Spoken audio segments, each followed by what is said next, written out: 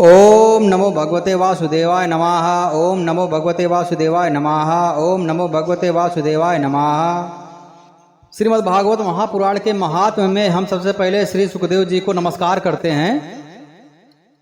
यम प्रव्रजन उमर पेतम पेत कित्तम द्वैपायनो विरह कातर आजुहावा पुत्रेति तन्मयतया तरवो अभिन्न दुस्तम सर्वभूत हृदय मुनि मानतो अस्मिहि।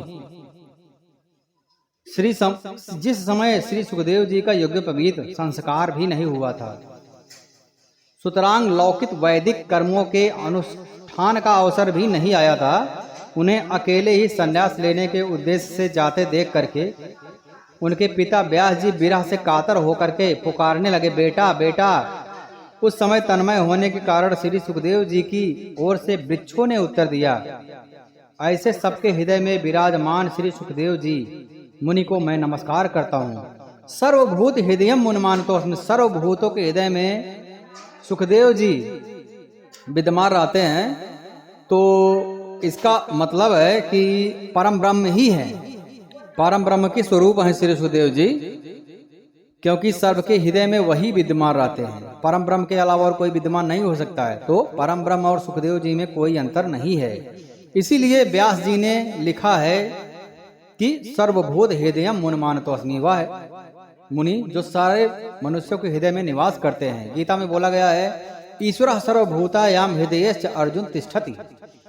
तो सारे मनुष्यों के हृदय में तो ईश्वर ही निवास करते हैं। इसीलिए ईश्वर ही सुखदेव जी के रूप में प्रकट हो करके श्रीमद् भागवत महापुराण का पाठ की व्याख्या कर रहे हैं, लोगों के उद्धार के लिए, जिससे आने वाले समय में लोगों के लिए प्रेरणा हो किस प्रकार से मनुष्यों का उद्धार होता है, मनुष्यों को क्या करना चाहिए। यह स्वानुभाव खिल श्रुति सारमेक माध्याम दीपमति तितिर कथाम तन्मोधम संसारिणाम करुणायाः पुराण गुह्याम तम व्यास सुनुमु पयामि कुरुम मुनि नाम। यह श्रीमद् भागवत अत्यंत गोपनीय है। यह भागवत महापुराण भगवत स्वरूप का अनुभव कराने वाला है और समस्त वेदों का सार है। संसार में फंसे हुए जो लोग इस घोर अज्ञान अंधकार से पार जाना चाहते हैं, उनके लिए आध्यात्मिक तत्वों को प्रकाशित करने वाला यह एक अद्वितीय दीपक है। संसार करुणायाः पुराण गुह्याम तम व्यास सुनुम पयामि कुरुम मुनि नाम।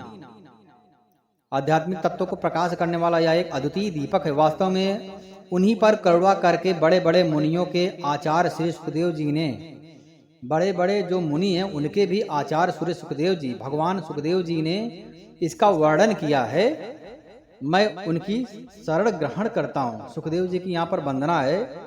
भगवत स्वरूप भगवान श्री सुखदेव जी के मुखार बिंद से ही संपूर्ण श्रीमद् भागवत महापुराण का कथन हुआ है परीक्षित को सुनाने के लिए। वास्तव में परीक्षित जी को सुनाना तो एक बहाना है। यह प्राणी मात्र को भागवत का जो अमृत स्वाद है यह चखाना भगवान का परम उद्देश्य है, जिससे भक्तों को भागवत महापुराण भी सुलभ हो सके।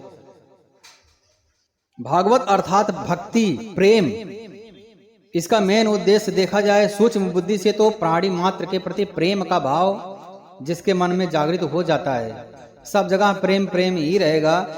मनुष्य जानवरों से भी प्रेम करेगा, मनुष्य से प्रेम करेगा, सबका आदर सत्कार करेगा, यथोचित धर्मानुकूल व्यवहार करेंगे। यही इसका मुख्य उद्देश्य है, क्योंकि धर्म होगा तो धर्म ही परम ब्रह्म है और सत्य का आचरण होगा, सत्यम परम ब्रह्म। तो सब जगह परम ब्रह्म की सत्ता हो जाएगी, सब लोग सुखी रहेंगे, सब एक दूसरे का आदर करेंगे, धर्मानुसार व्यवहार करेंगे। इसका यही मुख्य उद्देश्य है। और कर्म करते हुए परम ब्रह्म की पूजा करते रहेंगे, परम ब्रह्म को नहीं भूलेंगे। तो निश्चय ही एक कर्म योग की ये परिभाषा यही है, कर्म करो, लेकिन कर्म का जो भी फल है, जो भी भाव है, भगवान को अर्पण करो। जिस समय यह भाव आ जाता है प्राणी को, उस समय कर्म का जो पुण्य है और पाप है वह भगवान के पक्ष में चला जाता है, प्राणी के पक्ष में नहीं आता है, तो वह कर्म बंधन से मुक्त हो जाता है। ना तो पुण्य करता है वह, ना पाप करता है, तो ना उसको स्वर्ग होगा ना तो नरक होगा। तो फिर क्या होगा? परम ब्रह्म की प्राप्ति होगा। उसको निष्काम कर्म योग भी बोलते हैं। श्री सुखदेव जी महाराज अपने परमानंद में ही निमग्न रहते हैं। इस पाखंड अद्वैत स्थिति से उनकी भेद दृष्टि सर्वथा निवृत्त हो चुकी है। फिर भी मुरली मनोहर श्याम सुंदर की मधुमय मंगलमय मनोहारिणी लीलाओं ने उनकी वृत्तियों को अपनी ओर आकर्षित कर लिया और उन्होंने जगत के प्राणियों पर कृपा करके भगवत तत्व को प्रकाशित करने वाले इस महापुराण का विस्तार किया।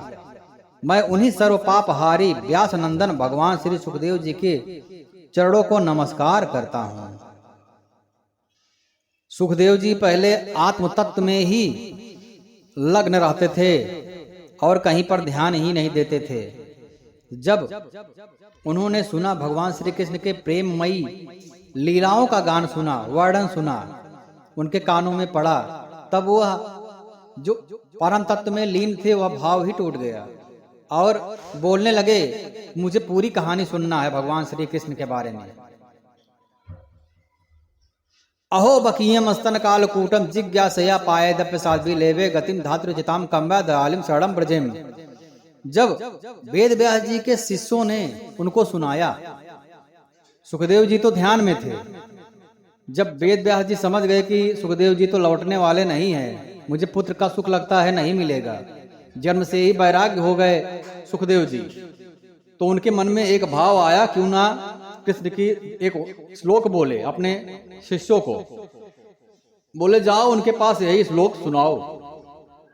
तो इस श्लोक का सुनते ही सुखदेव जी के कानों में जैसे आवाज पड़ी, सुखदेव जी बोले, अरे मुझे और सुनना है, इसके बारे में पूरा जानना है।